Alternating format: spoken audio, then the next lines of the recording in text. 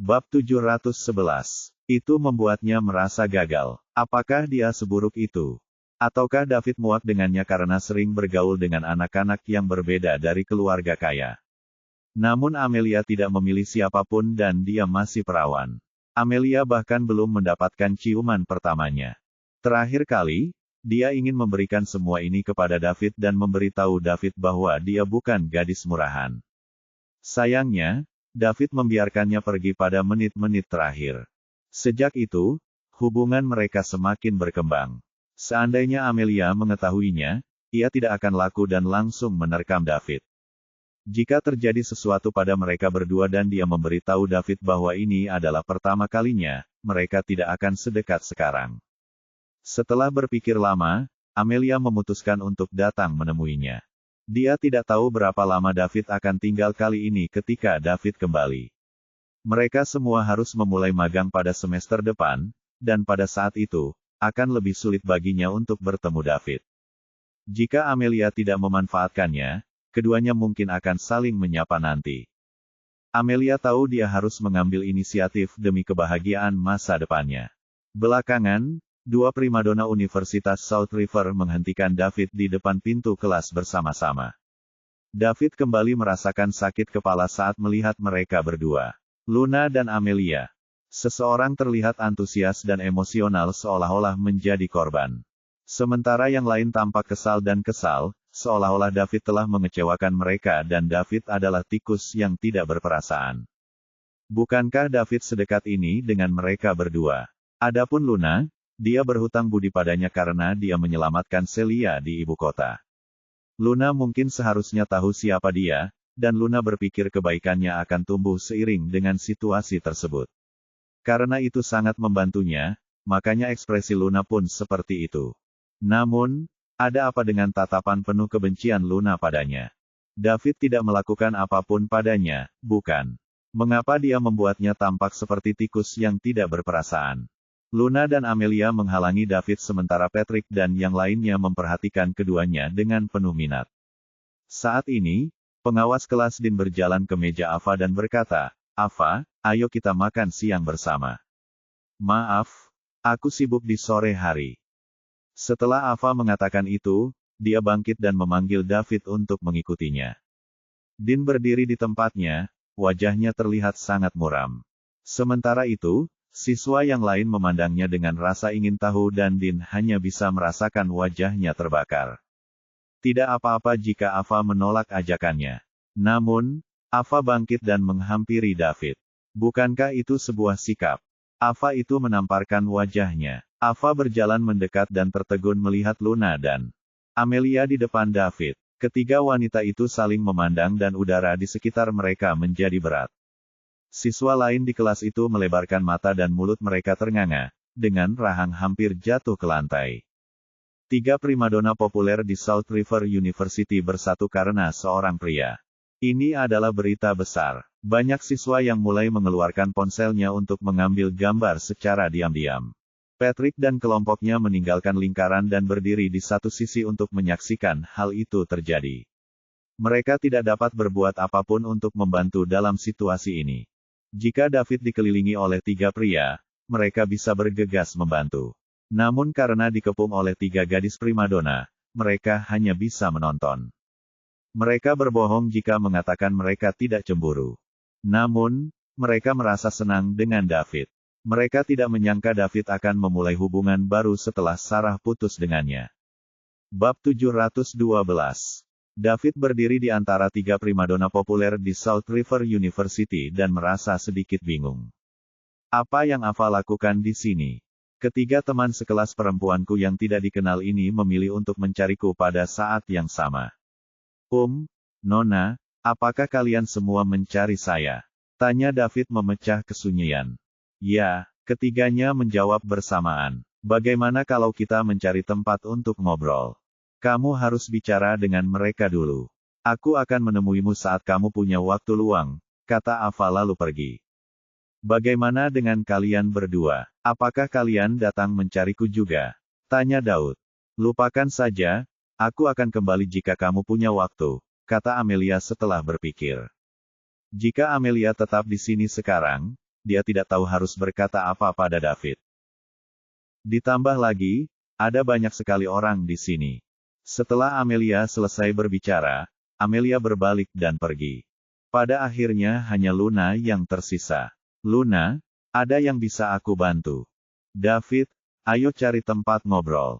Bagus. Keduanya menemukan tempat sepi di kampus bersama. Sekarang waktunya makan siang jadi tidak banyak orang di kampus. Kamu bisa memberitahuku sekarang, Luna, kata David. David, apakah kamu ingat kapan terakhir kali kamu berada di ibu kota? Luna bertanya. Jangan khawatir, aku tidak akan melupakannya. Aku berhutang padamu karena telah menyelamatkan Celia. Kenapa? Kamu mau menagihnya sekarang? Bagus kalau kamu jangan lupa. Aku tidak akan menagihnya untuk saat ini, tapi aku ingin meminjam namamu. Apakah kamu ingin melakukan sesuatu atas namaku daripada meminta bantuanku? Tanya Daud.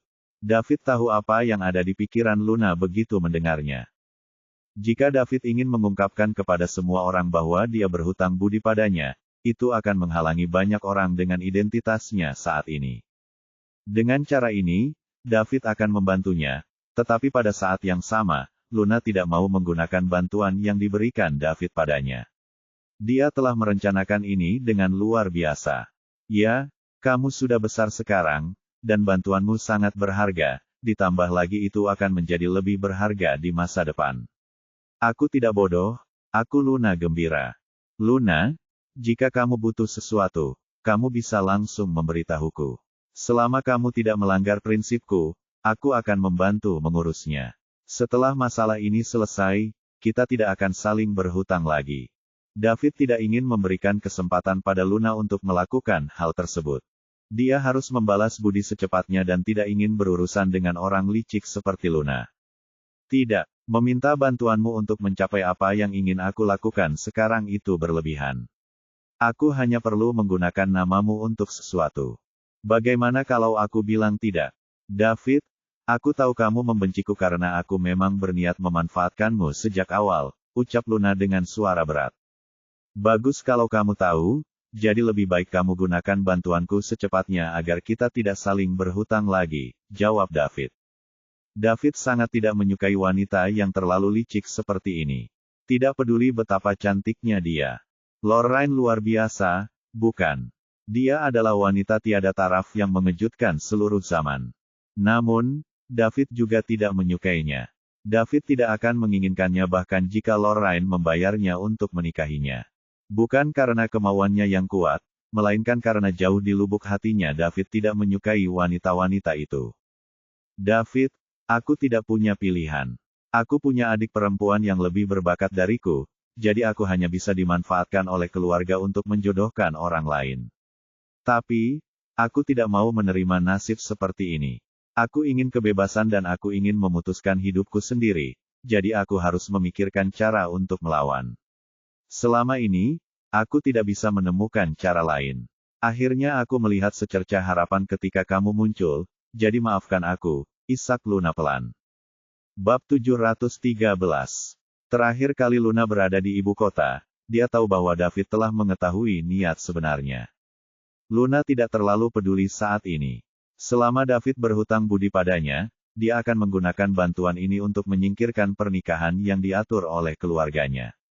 Namun, ketika David semakin menunjukkan kekuasaan dan statusnya, dia mengubah rencana awalnya.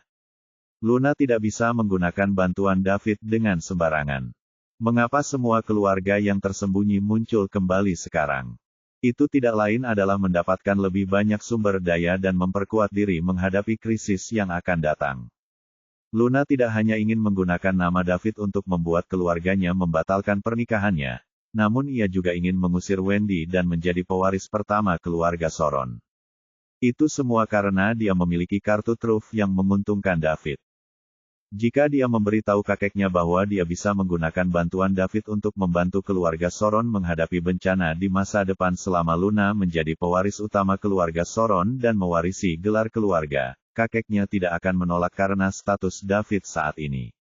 Pasalnya, keluarganya terlalu lemah dan membutuhkan pendukung seperti David.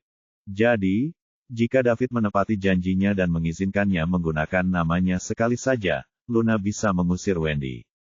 Saat ini Luna hanya bisa bersikap mengenaskan dan tak berdaya demi merebut simpati David.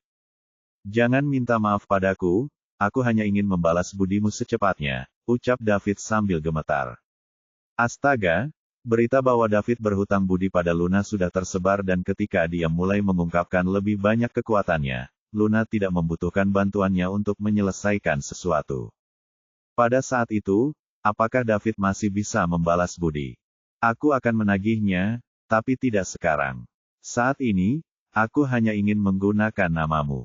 Kamu ingin menggunakan namaku untuk menghalangi keluargamu sehingga mereka akan membatalkan pernikahan antara kamu dan keluarga Quinn, kan?" tanya Daud. "Ya," David memikirkannya dan berkata, "Oke, kali ini saya setuju, tetapi Anda harus berjanji bahwa hanya keluarga Soron yang dapat mengetahui hal ini, dan Anda tidak dapat mengungkapkannya kepada orang luar. Jika tidak, saya akan memperlakukannya seperti Anda menggunakan bantuan tersebut. Dan juga, jika Anda menggunakan nama saya lagi di masa mendatang, saya juga akan memperlakukannya seolah-olah Anda menggunakan bantuan tersebut." "Baiklah, setuju," ucap Luna antusias. "Kesepakatan." David menjawab, "Iya." Luna tidak bisa mengusir Wendy dan menjadikan dirinya pewaris utama keluarga Soron tanpa menggunakan bantuan itu. Saat ini, Luna ingin pulang dan memberitahu mereka bahwa David satu universitas dengannya, dan David juga berhutang budi padanya. Luna ingin melihat ekspresi kaget orang-orang, termasuk Wendy. "Ku bilang, aku akan memberimu hadiah besar, tapi kuharap kamu bisa mengatasinya." Setelah menyelesaikan urusannya dengan Luna, David bertemu dengan ketiga teman sekamarnya dan pergi makan siang. Saat ini, kabar 3 primadona populer Salt River University yang mengelilingi seorang pria telah tersebar ke seluruh kampus. Sebuah foto dibagikan secara gila-gilaan di Instagram dan grup chat kampus.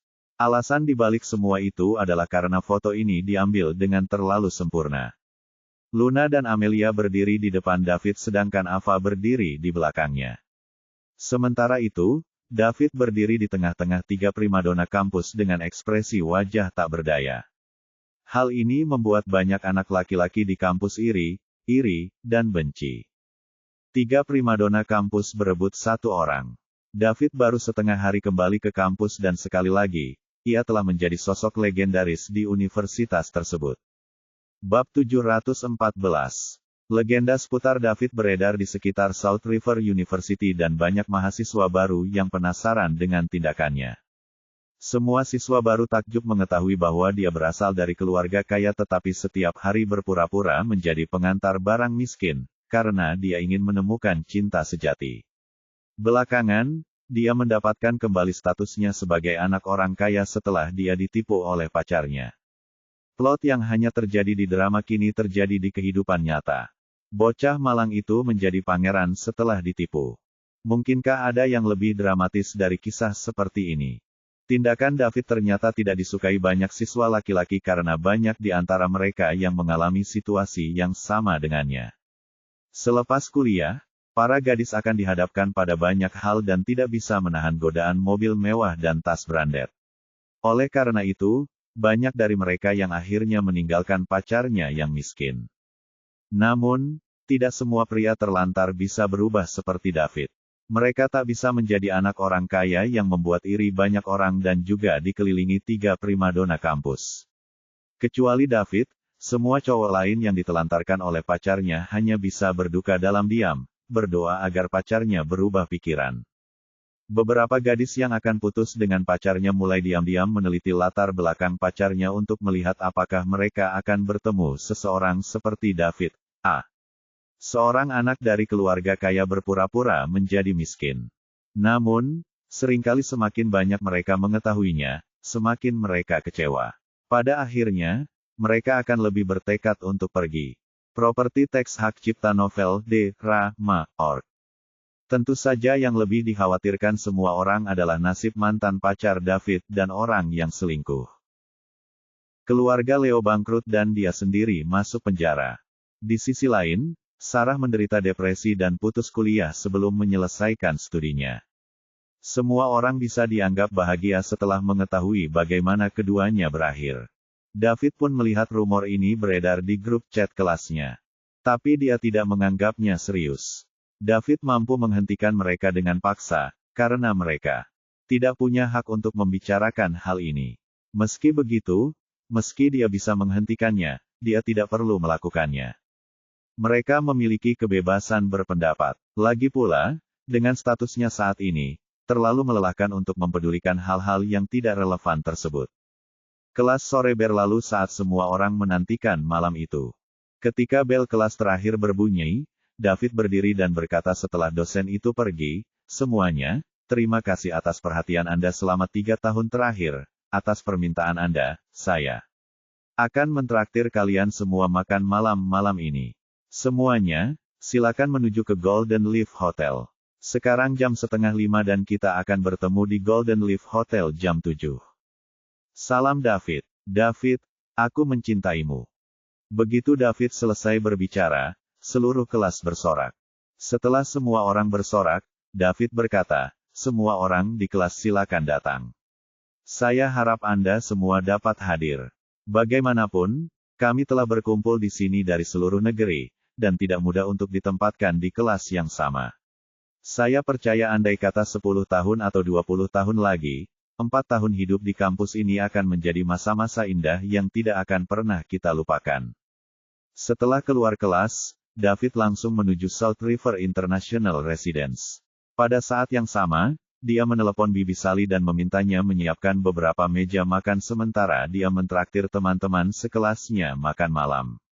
Patrick dan teman-temannya kembali ke asrama mereka untuk mandi dan berganti pakaian. David telah meminta mereka untuk mengatur kelas dan pergi ke Hotel Golden Leaf bersama setelah mereka selesai mandi. Sekitar pukul 6.30, David tiba di Golden Leaf Hotel. Sally dan Diana sudah menunggunya di hotel. David mengobrol dengan Sally dan Diana. David sudah mengatakan kepada manajer di lobi bahwa jika ada yang datang mencarinya, dia harus membawa mereka langsung ke ruang VIP yang telah disiapkan. Tak butuh waktu lama bagi Patrick untuk membawa teman-teman sekelasnya. Ada hampir 60 orang di kelas itu, dan semua orang hadir. Lagi pula, tidak banyak kesempatan bagi mereka untuk makan di Hotel Bintang 8. Jika mereka melewatkan kesempatan ini, mereka tidak akan mempunyai kesempatan lain di masa depan. Bahkan Dean yang dalam hati selalu marah pada David tidak bisa menahan godaan dan akhirnya mengikuti mereka. Kondisi keluarga dekan hanya bisa dibilang rata-rata.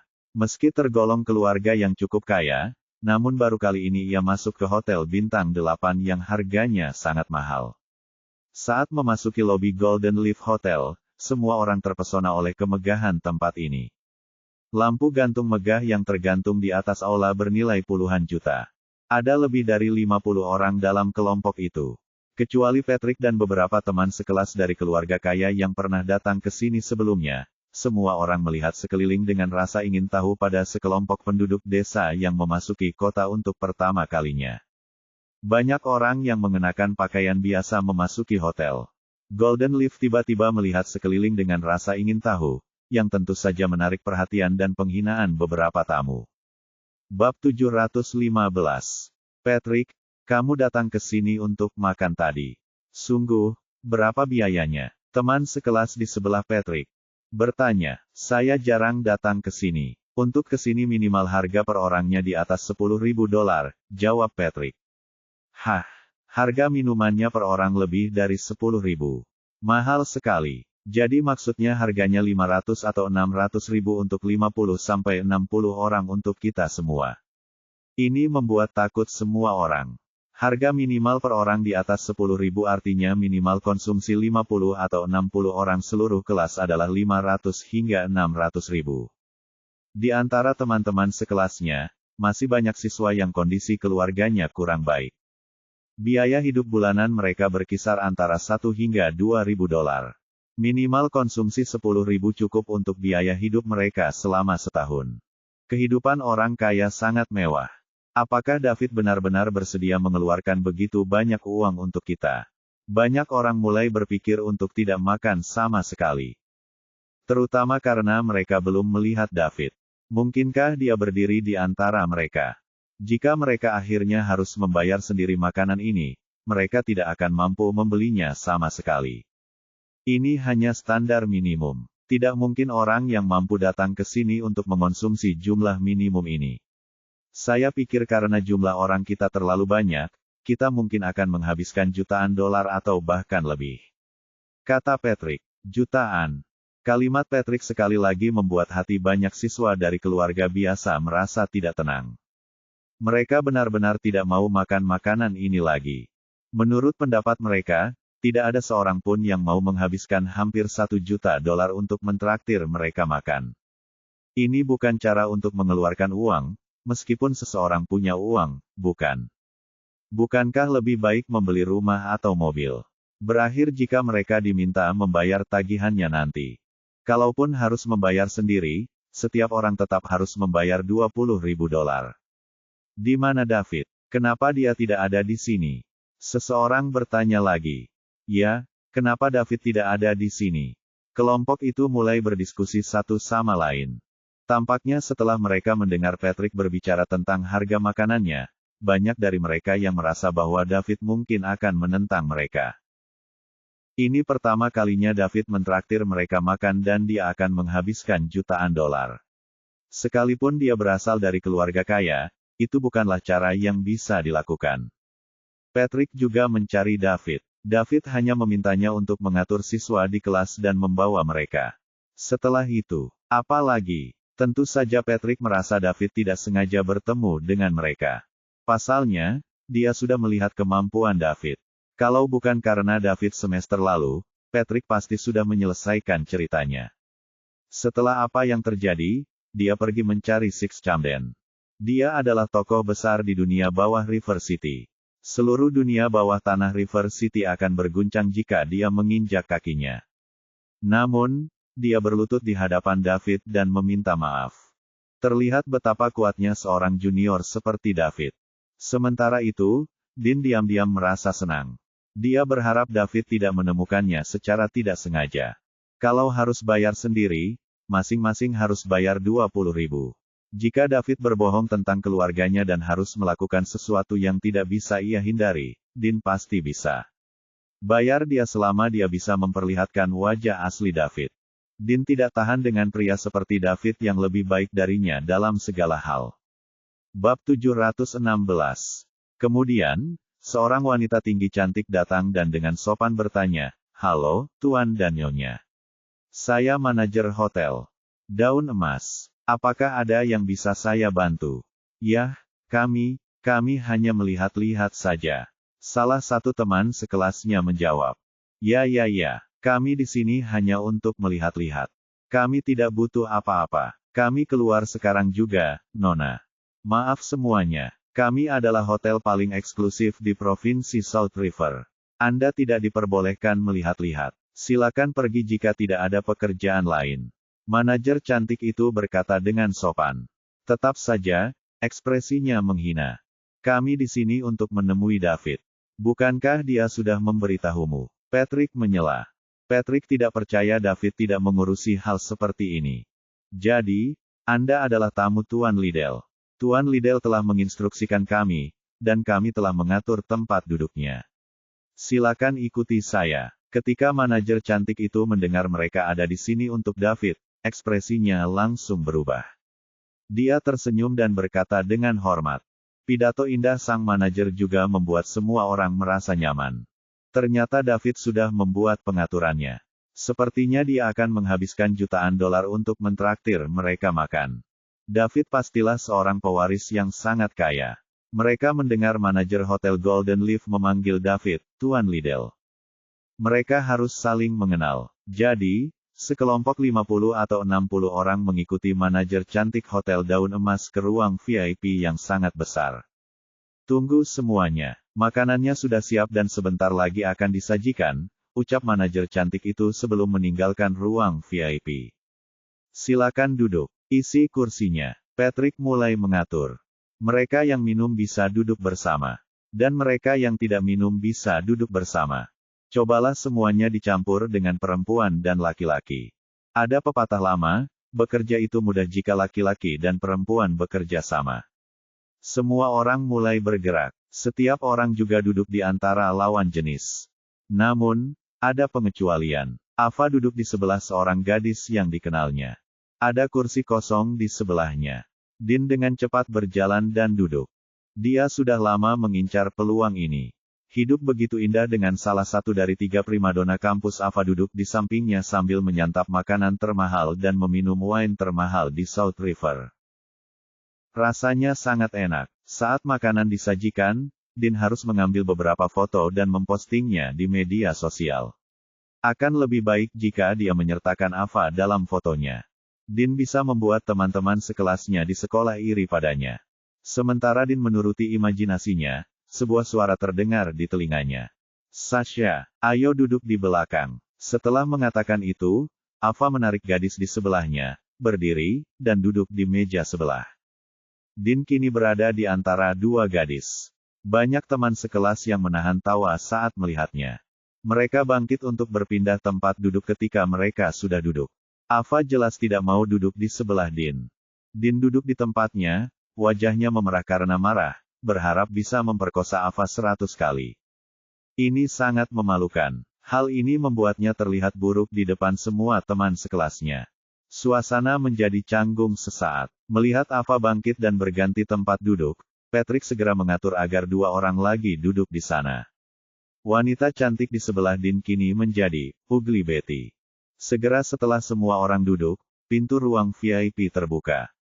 Pelayan tampan menyajikan hidangan lezat yang tak terhitung jumlahnya. Setelah makanan disajikan, semua orang masih linglung. Lobster dan rajungan dengan berat lebih dari 10 pon masing-masing berharga puluhan ribu dolar. Bab 717. Meja yang penuh dengan makanan lezat biasanya hanya terlihat di televisi. 3 menit kemudian, semua orang sibuk mengambil foto untuk dipamerkan di media sosial. 10 menit kemudian, usai pamer, tidak ada yang menggerakkan sendok dan garpunya meski semua orang menelan dalam diam. Itu karena karakter utamanya, David, belum datang. Tidak ada yang berani bergerak. Patrick memanggil David ketika dia melihat makanannya menjadi dingin. Halo, Patrick, apakah kamu sudah sampai? Suara David terdengar melalui telepon. David, kamu di mana? Kita sudah sampai, dan makanannya juga sudah siap. Semua orang menunggumu, kata Patrick. Saat Patrick berbicara, semua orang memandangnya. Makanannya sudah siap, cepat makan. Kenapa kamu menungguku? Aku akan minum bersama kalian semua nanti. Jangan tunggu aku. Oke, kita makan dulu. Patrick menutup telepon dan berkata, ayo kita makan. Tunggu David. Dia sedang sibuk dengan sesuatu sekarang. Dia akan selesai nanti. Semua orang tetap diam bahkan setelah Patrick mengatakan itu. Patrick hanya bisa mengambil sendok dan garpunya dan mulai makan. Kemudian semua orang ikut makan. Makanan di atas meja enak. Orang-orang mengunyahnya. Patrick, apakah semua makanan di meja ini harganya begitu mahal? Beberapa teman sekelas bertanya sambil makan. Ya, Patrick, kamu orang yang paling berpengetahuan di sini. Aku hanya melihat hidangan ini di televisi. Semuanya terasa enak sekali. Ini pasti mahal. Saya kira harganya setidaknya 200 ribu dolar. Yang hitam ini kaviar. Ini bahan makanan premium.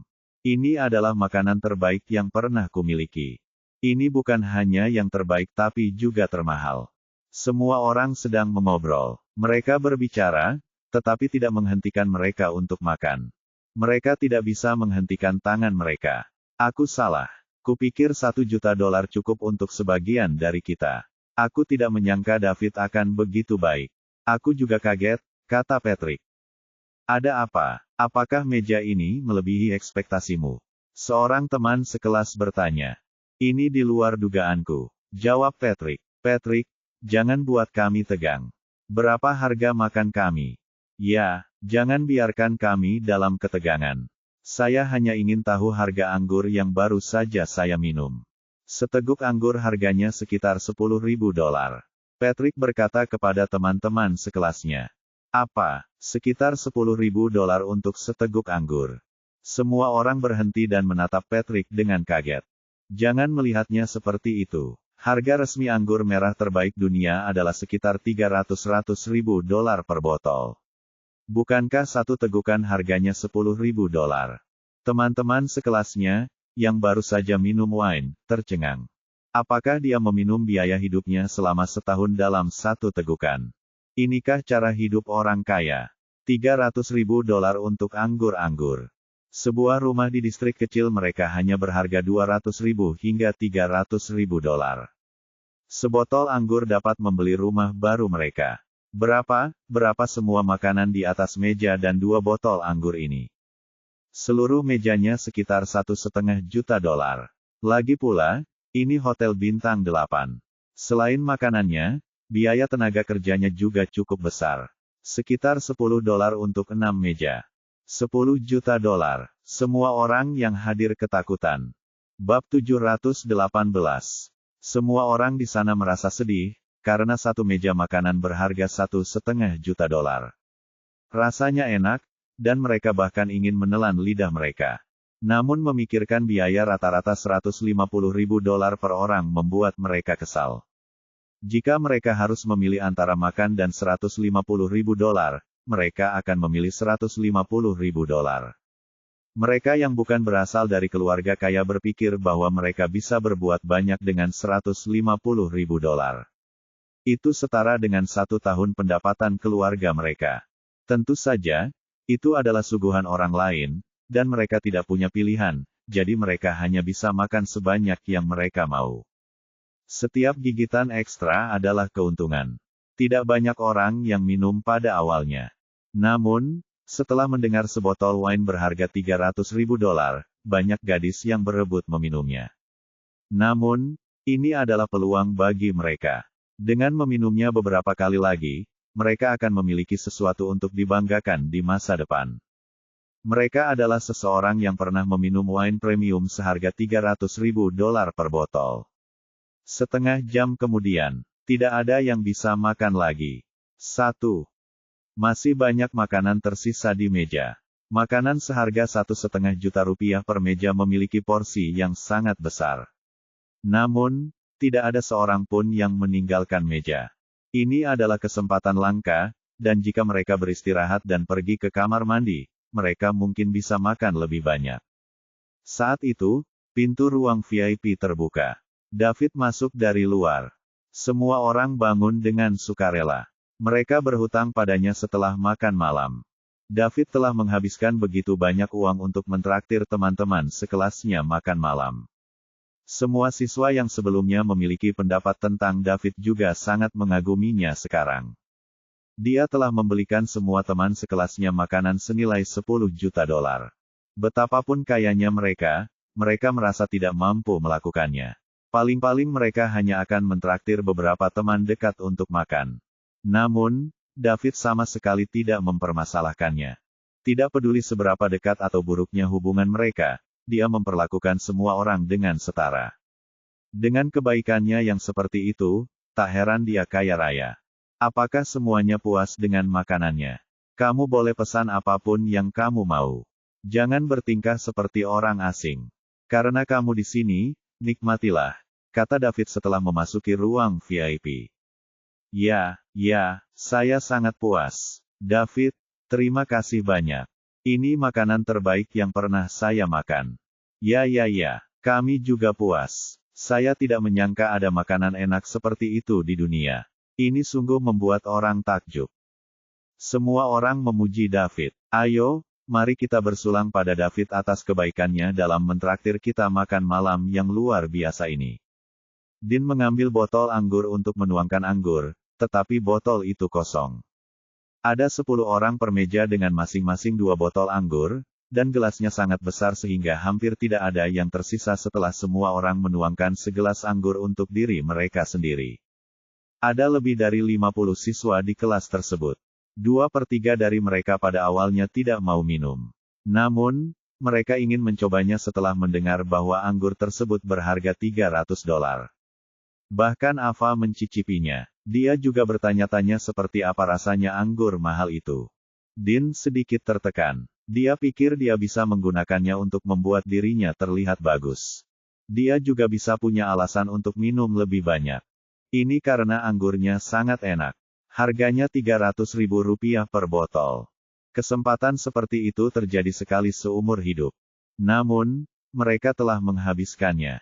Dean terus memperhatikan botol itu. Dari apa yang baru saja dia amati, seharusnya hanya ada sedikit yang tersisa. Namun, botol tersebut kini kosong. Kapan tepatnya mereka mengosongkannya? Dekan bingung. Apakah itu saat dia pergi ke kamar mandi tadi? Sepertinya begitu. Tidak mungkin anggur itu hilang begitu saja. Bab 719. Dean telah mengawasinya sepanjang waktu. Diam, aku sangat ceroboh. Yang lain mengalahkannya hingga 20.000 atau 30.000 dolar. Mengapa kita tidak mengganti anggur dengan teh? Dean bertanya dengan canggung. David melihat gelas semua orang kosong, dan botol-botol terbuka. Mengetahui mereka telah menghabiskan anggurnya, dia membunyikan bel di dinding. Tehnya oke. Bukankah ini pertama kalinya kita berkumpul bersama dalam 3 tahun? Dan tidak mudah membawa begitu banyak orang. Minumlah lagi, kata David. Tidak, terima kasih. David, kamu sudah menghabiskan banyak uang. Kami akan merasa tidak enak jika kamu memesan lebih banyak. Uang datang dan pergi. Yang paling penting adalah semua orang menikmati makanannya. Sejak aku mentraktirmu, bukankah aku akan malu jika semua orang tidak bersenang-senang? Terserah aku hari ini. Sekarang, duduklah. Setelah David mengatakan itu, semua orang terus duduk tanpa keberatan. Segera pintu ruang VIP terbuka kembali. Manajer hotel cantik itu masuk. Tuan Liddell, ada yang bisa saya bantu? Manajer cantik itu berkata dengan hormat. Sajikan 10 botol anggur ini lagi ke setiap meja. Oke, tunggu sebentar, Tuan Liddell. Anggurnya akan segera diantar. Ada lagi? Tidak, kalau begitu aku keluar dulu. Tuan Liddell, Anda bisa menelepon saya jika Anda butuh sesuatu. Manajer cantik itu berbalik dan meninggalkan ruang VIP setelah dia selesai berbicara. 10 botol lagi per meja. Semua orang kembali terkejut. Harganya Rp300.000 per botolnya. 10 botol akan berharga 3 juta dolar. 6 meja berharga 18 juta dolar. Jika ditambah dengan apa yang baru saja mereka makan malam mereka akan menelan biaya 30 juta dolar. Apakah ini benar-benar berlebihan? Berapa banyak uang yang dimiliki David? Tidak ada ahli waris kaya yang mau mengeluarkan uang sebanyak itu. Orang-orang mulai bingung terhadap Daud. David, kamu tidak perlu memesan sebanyak itu. Kami tidak bisa menyelesaikannya sama sekali. Bisakah kami mengembalikan sebagian? Patrick bertanya. Meskipun dia tahu David punya uang dan koneksi, yang terakhir itu terlalu berlebihan. 30 juta dolar untuk makan malam bersama teman sekelas. Bahkan orang terkaya di Summerlin pun tidak akan melakukan hal itu, bukan? Tidak apa-apa. Kamu bisa mengambilnya kembali jika kamu tidak bisa menghabiskannya. Aku tahu kamu sangat menyukainya. Aku akan mengirimimu 2 botol yang sudah tidak diproduksi lagi, kata David dengan santai. David sepertinya tidak peduli. Dengan cepat, anggur disajikan. Manajer menyampaikan instruksi David sesegera mungkin. David membuka botol dan mengisi gelasnya. Semua orang mulai menuangkan anggur. Sekarang, setiap orang mendapat segelas penuh anggur. David mengangkat gelasnya dan berkata, semuanya, tidak mudah bagi kita untuk berkumpul. Masih ada 1 tahun lagi sampai kita lulus. Aku harap kalian dapat mengingat masa-masa kita di universitas dimanapun kalian berada. Ini akan menjadi kenangan yang tak terlupakan dalam hidup kita. Saya harap kita bisa tetap berhubungan dan berkumpul lagi beberapa dekade dari sekarang. Roti panggang. Semua orang berteriak bersama. Setelah 3 putaran anggur, David meminta sang manajer segera mengajak mereka ke area hiburan Golden Leaf Hotel untuk bernyanyi dan menari bersama. Ruang VIP yang sangat besar di Golden Leaf Hotel masih terasa kosong setelah menampung 50 atau 60 orang. Semua orang sudah mabuk, dan karenanya, lebih santai. Seseorang segera mulai menari di tengah ruang VIP. Ini adalah tarian yang melibatkan pria dan wanita. Tentu saja semua orang berteriak. David ingin menyelinap keluar. Namun, Patrick dan yang lainnya menangkapnya. Karena itu, dia hanya bisa duduk bersama mereka di ruang VIP. Bab 720.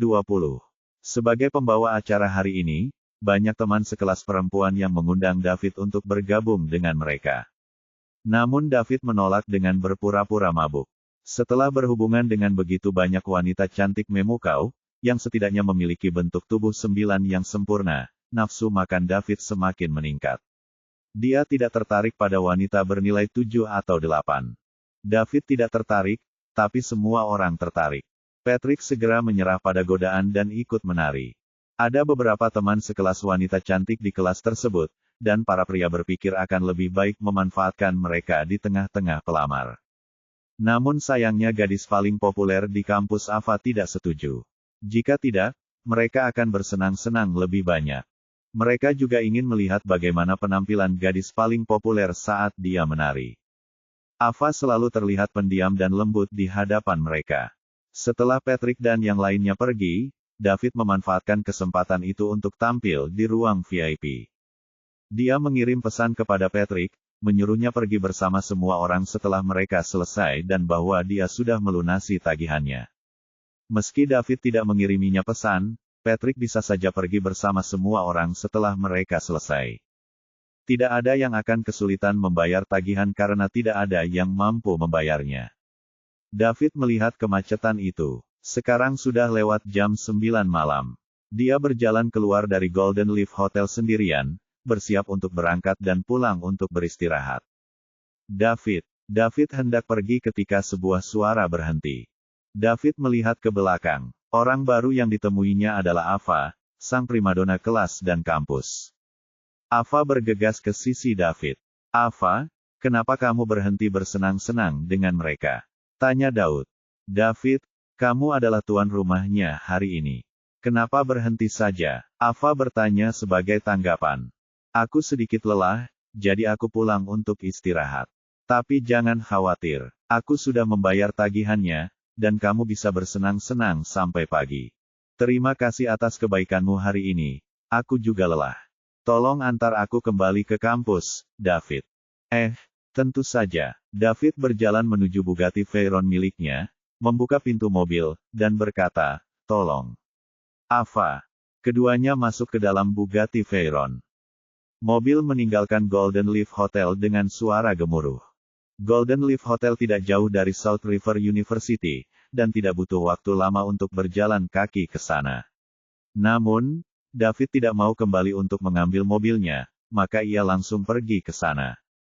David baru saja keluar dari tempat parkir Hotel Golden Leaf ketika Ava berkata, "David, ayo kita pergi ke suatu tempat dan ngobrol." "Sekarang, bukankah ini sudah malam?" jawab Daud. "Ada apa? Gadis sepertiku bahkan tidak takut, jadi apa yang ditakuti pria sepertimu?"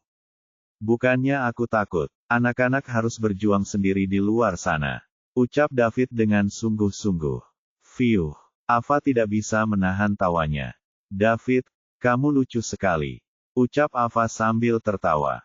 "Lain kali, hari ini sudah larut, kampus harus tutup. Apa kamu tidak ingin kampusnya ditutup? Dengan begitu, kamu punya alasan untuk memesan kamar di luar. Kamu akan memberi isyarat kepada staf hotel, meminta mereka berbohong bahwa hanya ada satu kamar yang tersisa. Lalu keduanya dari mereka harus berbagi kamar. Gadis itu akan menarik garis di tengah tempat tidur dan mengatakan mereka tidak bisa melewati batas, atau Anda akan menjadi orang brengsek pada akhirnya." Anak laki-laki itu melewati batas dan pergi dengan gadis itu setelah lampu padam. David menginjak rem. Menepi ke sisi jalan, dia berbalik dan menatap Ava. "Ava, apakah kamu terlalu banyak menonton sinetron? Benarkah itu yang mereka katakan di televisi? Tapi pernahkah kamu berpikir seperti itu?" "Tidak pernah." "Apa kamu yakin?" Ava pun menoleh ke arah David. "Ya," David menjawab dengan percaya diri. "Bagus. Kamu menang. Antar aku kembali ke kampus." Ava berkata sambil berbalik untuk melihat ke depan. Oke." David mengantar Ava kembali ke kampus, dan mereka diam sepanjang perjalanan. Ava turun dari mobil dan pergi tanpa pamit pada David. David pergi dengan ekspresi bingung di wajahnya. Dia tidak tahu apa yang telah dia lakukan pada Ava. Dia tidak pernah berpikir seperti itu. Sungguh membingungkan. David kembali ke South River International Residence, memarkir mobilnya, dan naik ke atas. Dia naik lift ke lantai paling atas. Pintu lift terbuka, dan David keluar. Begitu David keluar dari lift, dia melihat wajah yang akrab dan lembut. Amelia, apa yang dia lakukan di sini? Amelia datang menemui David. Amelia sudah berpikir lama dan memutuskan untuk mengungkapkan perasaannya kepada David. Amelia ingin memberitahu David bahwa dia masih perawan. Dia masih memiliki ciuman pertamanya juga. Jika David tidak mempercayainya, dia bisa mencobanya. Dia tidak akan melawan. Amelia takut dia tidak akan bertemu pria baik lagi jika kehilangan David. Bukan hanya karena David kaya, tapi juga karena David mampu melakukan banyak hal untuk mantan pacarnya, Sarah. David adalah pewaris keluarga kaya yang berpura-pura miskin dan melakukan segalanya demi Sarah. David bahkan melakukannya selama 3 tahun. Berapa banyak ahli waris dari keluarga kaya yang bisa melakukan itu? Itu artinya dia mencintai Sarah. Sayang sekali Sarah tidak menghargainya. Jika dia adalah Sarah, dia tidak akan pernah mencampakkan pria seperti David demi uang. Uang penting bagi orang dewasa saat ini. Namun, Amelia tidak akan pernah menukar tubuhnya dengan itu. Selain itu, ada hal yang lebih penting daripada uang. Pewaris kaya di sekitarnya mengejarnya untuk berhubungan seks. Amelia akan ditinggalkan begitu mereka bosan dengannya. Hanya David yang tidak seperti itu. David tidak hanya melakukan itu untuk Sarah. Hal yang sama terjadi terakhir kali dia berada di sini. Lagi pula, sosok David sudah terpatri di hatinya, sejak David menyelamatkannya dari Leo dan Jacob. Oleh karena itu, Amelia memutuskan untuk memberitahu David bagaimana perasaannya secepatnya. Fokus David bukan pada studinya sekarang. David dapat mengajukan cuti kapan saja dan berhenti datang ke kampus. Itulah yang terjadi pada semester lalu. Amelia takut dia tidak akan pernah punya kesempatan untuk mengakui perasaannya. Namun, dia tidak tahu kalau David mentraktir teman-teman sekelasnya makan malam hari ini. Saat Amelia tiba, dia membunyikan bel pintu, tapi tidak ada yang menjawab. Dia menunggu di sana. Dia mengira David akan kembali pada malam hari. Amelia telah menunggu lebih dari 1 jam sekarang. Dia pasti sudah pergi jika David belum kembali. Jika tidak, Amelia harus tinggal di hotel saat kampus tutup. Saat Amelia hendak pergi setelah menunggu lebih lama, pintu lift terbuka. Amelia tahu itu pasti David. David adalah satu-satunya yang tinggal di lantai paling atas. Tidak ada orang lain yang akan datang ke sini. Kalau tidak, Amelia akan malu menunggu lama di sini.